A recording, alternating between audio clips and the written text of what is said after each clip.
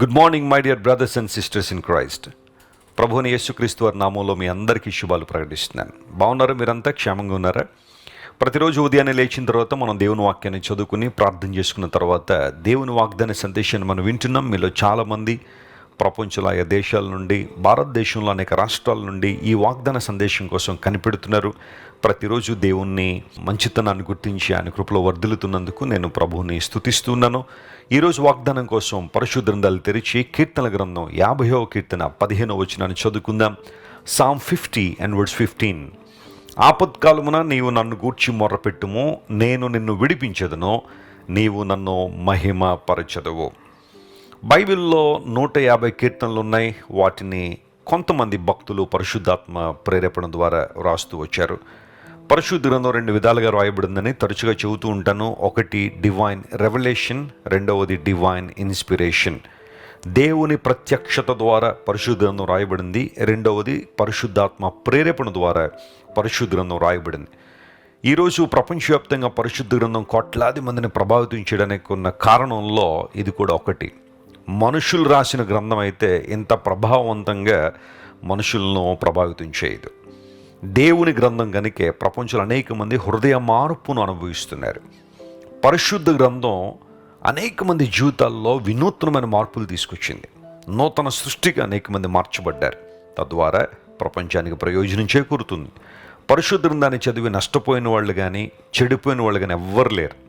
Bible గ్రంథాన్ని చదివి బాగుపడ్డ వాళ్ళే ఉన్నారు కానీ చెడిపోయిన వాళ్ళు ఎవరు లేరు. కొంతమంది బైబిల్ చదివి అందులో అవి ఉన్నాయి, ఇవి ఉన్నాయని చెప్పి కొంతమంది వాటినే హైలైట్ చేసేవాళ్ళు కొంతమంది ఉంటారు. పూర్వ దినాల్లో జరిగిన సంఘటనలను యథావిధంగా బైబిల్లో కొన్ని చోట్ల రాశారు. అయితే కొంతమంది దృష్టి ఎప్పుడు ఇంక వాటి మీద ఉంటుంది. వారి మనసు చెడిపోయిన మనసు కాబట్టి దృష్టి ఎప్పుడు వాటి మీదే పెట్టుకుని దేవుని దూరం అయిపోయే పరిస్థితులు ఉంటాయి. కానీ దేవుని వాక్యాన్ని ఉన్నదన్నట్టుగా మనం చదివి యాక్సెప్ట్ చేయగలిగితే, మనుషులు బలహీనతలు, మనుషులు పాపం చేసిన వారు అది యథావిధంగా బైబిల్లో రాయబడ్డాయి. వాటిని చదివి అలా చేయకూడదు అని నిర్ణయం తీసుకుని ప్రభు మీద ఆధారపడాలే కానీ వాటిని చదివి బైబిల్లో ఉన్నాయి కాబట్టి బైబిల్ పరిశుద్ధ గ్రంథం కాదని కొంతమంది ఆక్షేపణ చేయడం సరైంది కాదు. పరిశుద్ధ గ్రంథం దేవుని ప్రేరేపితం కనుక ప్రతి మాట మనకు ఆశీర్వాదకరమే. గమనించండి, 50వ కీర్తనను దైవజనుడైన ఆసాపు రాశాడు. ఆసాపు యథార్థంగా దేవుని స్తుతించాడు, యథార్థంగా దేవుని ఆరాధన చేశాడు, తనకు అప్పగించబడిన బాధ్యతను చక్కగా నెరవేర్చాడు ఆసాపు. అయితే ఆసాపు రాసిన కీర్తనలో సంపూర్ణమైన విధేయతను మరియు అతనికి దేవుని పట్ల ఉన్న విశ్వాస్యత మనకు కనబడుతుంటుంది.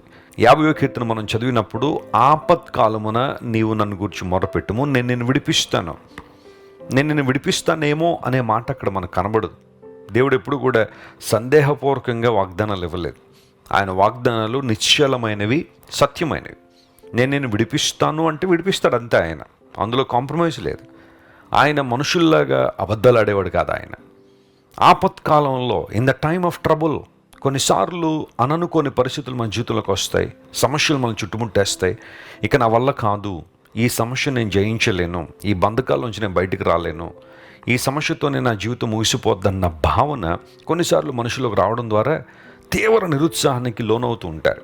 అలాంటి సందర్భంలో మనం దేవుణ్ణి ఆనుకోగలిగితే, ఆయన వైపు చూడగలిగితే, సర్వమును తన మాట ద్వారా కలుగు చేసిన సర్వశక్తివంతుడైన ప్రభు మీద ఆనుకోగలిగితే ఆయన మనలను విడిపించే దేవుడు. రాజమండ్రి క్రైస్ట్ టిప్ సెంటర్లో ప్రతి ఆదివారం కొన్ని వేల మంది ప్రభువుని ఆరాధించడానికి వస్తుంటారు. నేను ఆయా సందర్భాల్లో కొంతమందితో మాట్లాడుతున్నప్పుడు వారి జీవిత సాక్ష్యాలు అడిగి తెలుసుకుంటాను. దేవుని అంగీకరించడం వల్ల, దేవుని మందిరానికి రావడం ద్వారా, వాక్య సత్యాలు వినడం ద్వారా మీ జీవితంలో ఎలాంటి మార్పులు వచ్చాయో చెప్పండి అని అడిగినప్పుడు కొంతమంది చెప్పే సాక్ష్యాలు చాలా ప్రభావవంతంగా ఉంటాయి. ఒకప్పుడు వారి జీవితాలు వేరు, ఒకప్పుడు వారి బ్రతుకులు వేరు. కానీ ప్రభువుని అంగీకరించిన తర్వాత, రక్షణ పొందిన తర్వాత, క్రీస్తు మార్గంలో వారు నడుస్తున్నప్పుడు వారి జీవితాల్లో దేవుడు చేసిన గొప్ప కార్యాలు, ఆయన ఇచ్చిన విడుదల, విమోచన చాలా ఉన్నతమైంది. ఒకవేళ ఈరోజు నీవు కూడా ఏదైనా ఒక ఆపదలో చిక్కుకుని ఆపత్కాలంలో ఉండి అటు ఇటు పరిగెత్తి వారు సహాయం చేస్తారా, వీరు సహాయం చేస్తారని పరిగెడుతున్నావా? దేవుని వైపు చూడు ఒకసారి.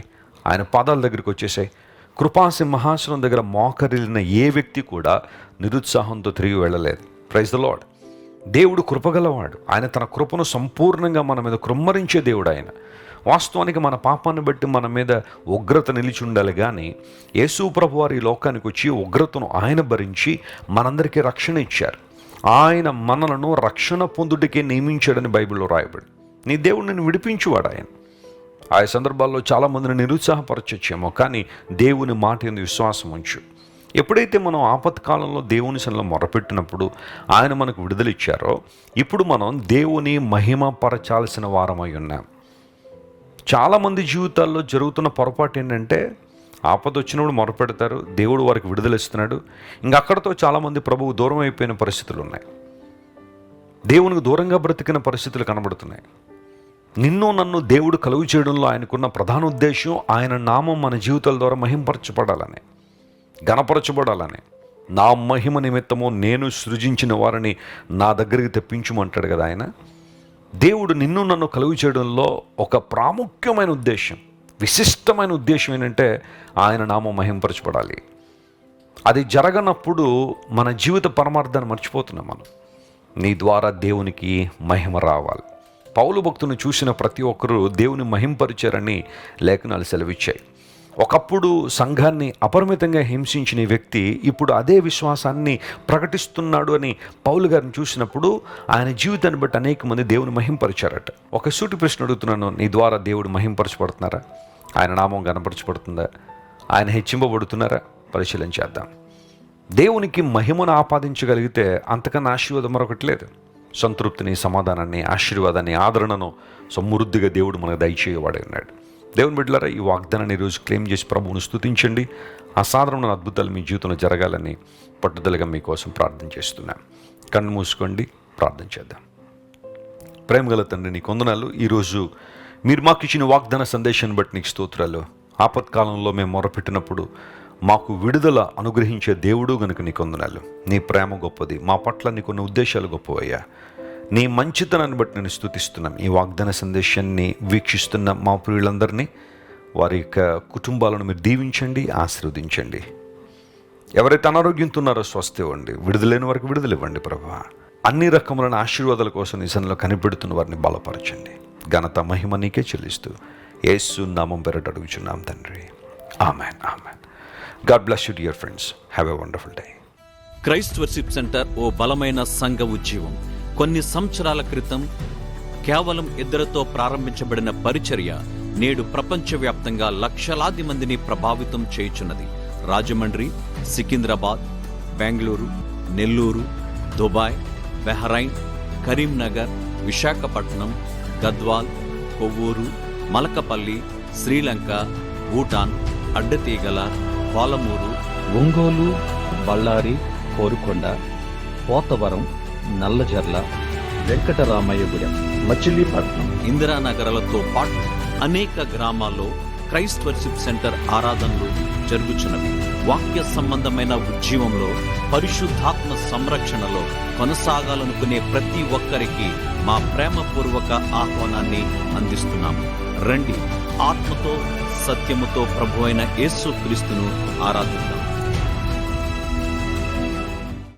మీరు ఇంతవరకు విన్న దైవ సందేశం మరియు దేవుని సేవకులు చేసిన ప్రార్థన మీకు ఆశీర్వాదకరముగా ఉన్నదని విశ్వసించుచున్నాము.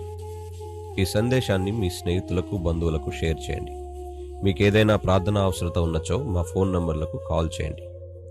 దేవుడు మిమ్మల్ని ప్రేరేపిస్తే విశ్వాసంతో సాగుచున్న ఈ పరిచర్యను ప్రోత్సహించండి. మరిన్ని వర్తమానాలు, పాటలు వినుటకు జాన్ వెస్లీ మినిస్ట్రీస్ అను మా యూట్యూబ్ ఛానల్ను సబ్స్క్రైబ్ చేసుకొనండి. ప్రభువైన యేసుక్రీస్తు కృప మీకు తోడైండును గాక.